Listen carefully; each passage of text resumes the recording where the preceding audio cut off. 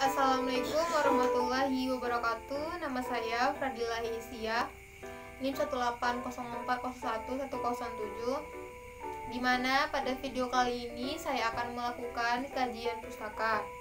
Terlebih dahulu saya akan menjelaskan apa itu kajian pustaka. Kajian pustaka itu sendiri ialah kita membaca kembali dan menulis kembali simpulan dan menggambarkan apa yang dilakukan oleh peneliti tersebut terhadap objek yang ditelitinya. Memperjelas bagaimana cara melakukan kajian pustaka tersebut, saya akan melakukan kajian pustaka terhadap suatu jurnal, di mana jurnal tersebut berjudul Robust Speech Hazing for Digital Audio Forensic, di mana jurnal ini ditulis oleh beberapa peneliti yang bernama Diego Renza, Jason Vargas, dan Dora Balestros. Peneliti melakukan penelitian terhadap objek ini karena penulis ingin melakukan pencegahan terhadap keamanan audio digital dengan menggunakan metode hazing. Alasan peneliti melakukan penelitian tersebut untuk memverifikasi integritas dan keaslian konten multimedia di bidang forensik, di mana sebelum pemeriksaan peneliti melakukan penentuan terhadap apakah konten multimedia telah dimanipulasi dengan perubahan terhadap isi kontennya atau belum dilakukan manipulasi.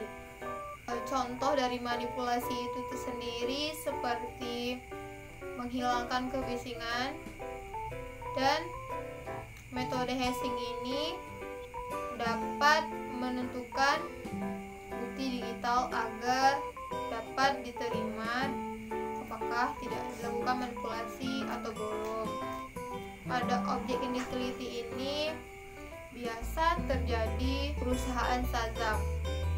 Cara yang dilakukan peneliti untuk mencegah terjadinya manipulasi ini ialah dengan menggunakan metode hash, yaitu untuk mengidentifikasi konten audio.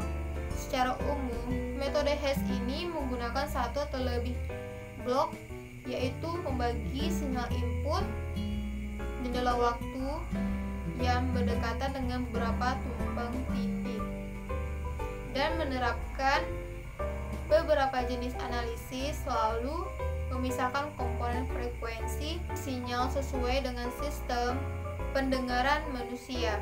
Peneliti menerapkan beberapa teknik reduksi dimensi dalam kasus ini. Ada beberapa langkah yang dilakukan peneliti terhadap penelitian ini. Ada 6 langkah, yaitu langkah pertama yang adalah yaitu pemrosesan. Pada langkah pertama ini, peneliti melakukan konversi terhadap konten tersebut menjadi sinyal suara digital monofonik. Dan pada langkah yang keduanya menggunakan MSCC, di mana MSCC ini merupakan frekuensi Chebystrom Coefficient. Langkah ini yaitu untuk mendapatkan representasi sinyal sebagai fungsi dari respons sistem pendengaran manusia. MSCC ini adalah representasi spektrum daya jangka pendek dari sinyal audio, di mana konsep jangka pendek mengacu pada durasi karakteristik. Langkah yang kedua ialah PCA, yaitu Principal Component Analysis, yang menurunkan jumlah data melalui analisis statik informasi. Prosesnya dimulai dengan menerapkan transformasi ortogonal.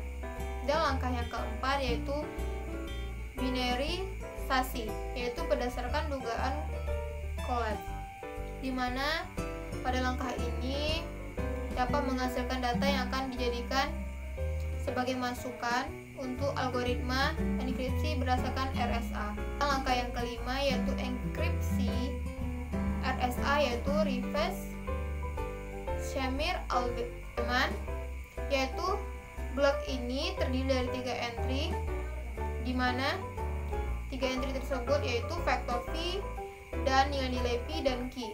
Algoritma yang diusulkan masukkan pi dan q sesuai dengan DI dan HW. Terakhir, yaitu langkah yang ke-6, ialah perbandingan. Setelah mendapatkan kode hash, dimungkinkan untuk membandingkan hasil-hasil tersebut agar dapat diterima apakah konten tersebut telah dimanipulasi atau belum. Dari penelitian tersebut adalah dapat memverifikasi integrasi bukti audio digital dalam menyediakan fungsi kontrol yang manipulasi sinyal dengan konten yang secara signifikan. Misalnya, nilai hash dari rekaman yang diubah dengan penyesuaian volume harus sangat mirip dengan yang aslinya, dan hasil akurasi dalam memverifikasi integrasi rekaman audio lebih besar dari 99,8% manipulasi. Sekian dari kajian pustaka yang sudah saya jelaskan tadi, berjudul Robust Speech Hashing for Digital Audio Forensic, di mana kesimpulannya penelitian tersebut dan mampu dalam melakukan pendeteksian terhadap konten yang telah dimanipulasi. Sekian, terima kasih. Assalamualaikum warahmatullahi wabarakatuh.